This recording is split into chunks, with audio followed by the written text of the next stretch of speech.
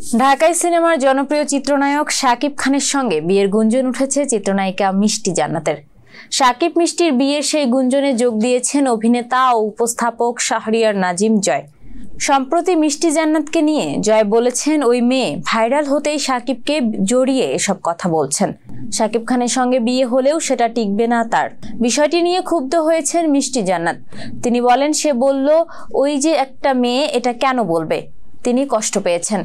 Of স্ক্রিনে চুমু দেওয়ার চেষ্টা করে প্রোগ্রামে গেলেও এমন করে বলে অভিযোগ করেছে মিষ্টি জান্নাত।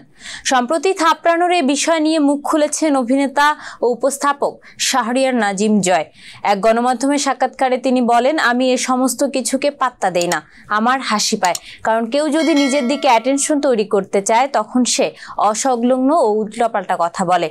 আর এটা খুবই সহজ, কোনো বিখ্যাত ব্যক্তিকে নিয়ে উল্টাপাল্টা কথা বললে তার দ্রুত প্রচার এবং প্রসার হয়। শাহরিয়ার নাজিম জয় জানান, কাজের প্রয়োজনে বিভিন্ন রকম প্রশ্ন করেন তিনি, তাতে অনেক সময় দর্শক বিব্রত হয়। কিন্তু একটি কথা তিনি স্পষ্টভাবে বলতে চান যে ইন্টারভিউগুলো তিনি নিয়ে থাকেন তার ৯৯% ইন্টারভিউ রেকর্ডেড, এডিট হয়, এরপর তা প্রচার হয়। কারো কোনো অভিযোগ থাকলে তারা সেই পর্বগুলো সংশোধন করেন কিংবা প্রচার করেন না। অজস্র উদাহরণ রয়েছে, আবার ব্যতিক্রম দু একটা ঘটনাও রয়েছে।